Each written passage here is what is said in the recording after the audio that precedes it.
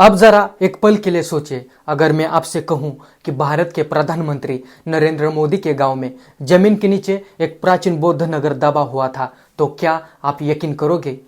आज हम किसी अफवाह या सोशल मीडिया की कहानी की नहीं, बल्कि पुरातत्व से मिले ठोस सबूतों की बात कर रहे हैं।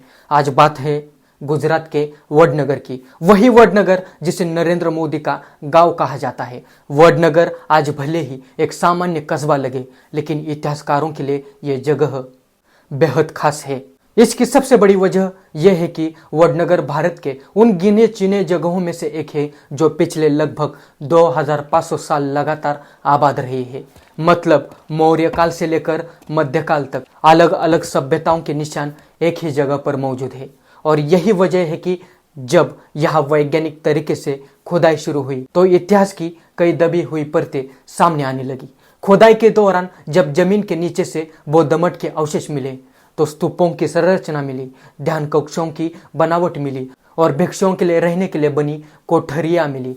यह इक्का दुक्का टिक्का चीजें नहीं थी, बल्कि एक पूरी तरह से योजनाबद्ध बौद्ध बस्ती के प्रमाण थे। यहाँ एक जरूरी बात समझनी होगी, बौद्ध मठ सिर्फ पूजा के लिए नहीं बनाए जाते थे। जहाँ भी बौद्ध मठ होते थे वहाँ शिक्षा होती थी, विचार विमर्श होता था और दूर दूर से भिक्षु सीखने आते थे।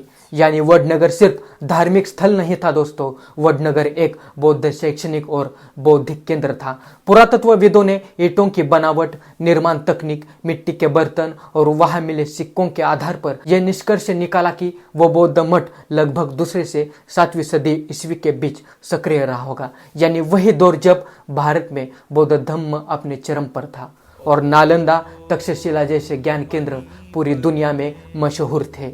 अब यहाँ एक बड़ा सवाल पैदा होता है, अगर वडनगर इतना महत्वपूर्ण बौद्ध केंद्र था तो हमें इसके बारे में पहले क्यों नहीं पढ़ाया गया? हमने स्कूल की किताबों में राजाओं की लड़ाइयाँ पढ़ी, साम्राज्यों का विस्तार पढ़ा, लेकिन बौद्ध नगरों और बौद्ध शिक्षा केंद्रों की भूमिका बहुत सीमित क्यों रही? यह सवाल सिर्फ वडनगर का नहीं है। अगर आप ध्यान से देखें तो एक पैटर्न दिखाई देता है। कश्मीर में बौद्ध अवशेष मिलते हैं।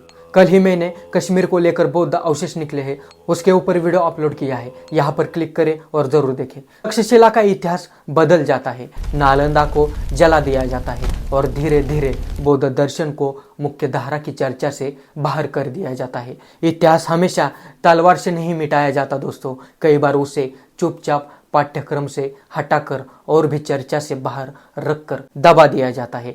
बौद्ध धर्म की सबसे बड़ी ताकत यही थी कि वो सवाल पूछना सिखाता था। बुद्ध ने कभी ये नहीं कहा कि मेरी बात आंख बंद करके मानो, उन्होंने कहा खुद सोचो, खुद समझो। और यही वजह है कि वडनगर जैसे बौद्ध केंद्र सिर्फ धार्मिक स्थल नहीं बल्कि विचारों के केंद्र थे, और विचार हमेशा सत्ता को असहज करते हैं। इतिहासकार ये भी बताते हैं कि वडनगर प्राचीन व्यापार मार्गों से जुड़ा हुआ था। यहाँ से पश्चिम और मध्य एशिया तक रास्ते जाते थे और इन्हीं रास्तों से बौद्ध भिक्षु भारत से बाहर पहुंचे। इसी कारण आज एशिया के कई देशों में बौद्ध धर्म की गहरी छाप दिखाई देती है। आज वडनगर को यूनेस्को के टेंटेटिव वर्ल्ड हेरिटेज साइट में रखा गया है।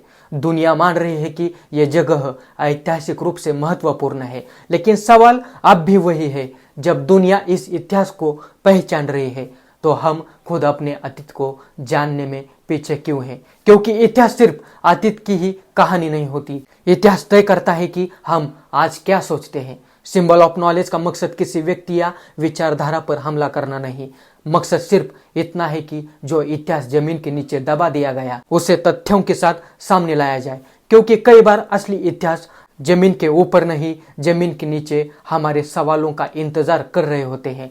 चलिए गाढ़े हुए इतिहास को खोदते हैं, क्योंकि बहुजनों का दबा हुआ इतिहास खोद निकालना मेरा काम है। तो चैनल को जरूर सब्सक्राइब करें। यहाँ तक वीडियो देखा है तो लाइक जरूर करें। अगर आपको मेरा काम पसंद आता हो तो चैनल को जरूर ज्वाइन और थैंक्स करें। और ये मेरा इंस्टाग्राम आईडी है, जरूर फॉलो करें। चलो मिलते अगले वीडियो में। नमो बुद्धाय, जय भीम, जय भारत।